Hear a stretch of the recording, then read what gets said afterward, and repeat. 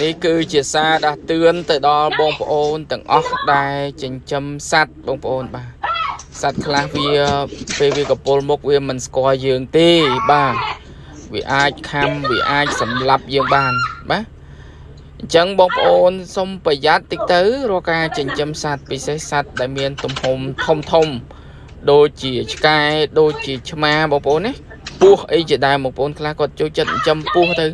អ្នកខ្លះចូលចិត្តចិញ្ចឹមឆ្មាទៅអ្នកខ្លះចូលចិត្តចិញ្ចឹមឆ្កែទៅអ្នកខ្លះចូលចិត្តចិញ្ចឹមតោអញ្ចឹងទៅអញ្ចឹងសូមបងប្អូនមេត្តាប្រុងប្រយ័ត្នបងប្អូនមើលចោះបាទសត្វដែលយើងចិញ្ចឹមរាល់ថ្ងៃពេលខ្លះវាមកខាំយើងហើយអាពេលដែលវាខាំបងប្អូនបាទរឿងផ្សេងមួយទៀតបងប្អូនណាទោះបីថាយើងឈឺមិនឈឺខ្លាំងអីក៏ដោយបងប្អូនបាទក៏យើងត្រូវទៅចាក់ថ្នាំទៅចាក់អីចឹងដែរព្រោះថាសត្វទាំងអស់នេះវាសិតតែមានពឹសបងប្អូនបាទសត្វឆ្មាសត្វកដោសត្វឆ្កែសត្វអីហ្នឹងវាមានពឹសវាមានអាចជំងឺគេហៅជំងឺឆ្កែឈួតជំងឺឆ្មាឈួតទៅណាបងប្អូនតែយើងត្រូវប្រុងប្រយ័ត្នអញ្ចឹង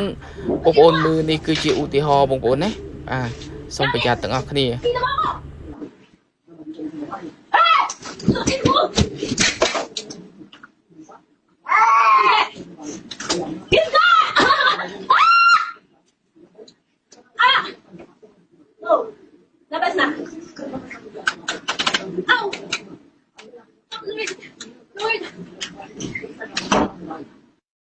快手，拥抱每一种生活。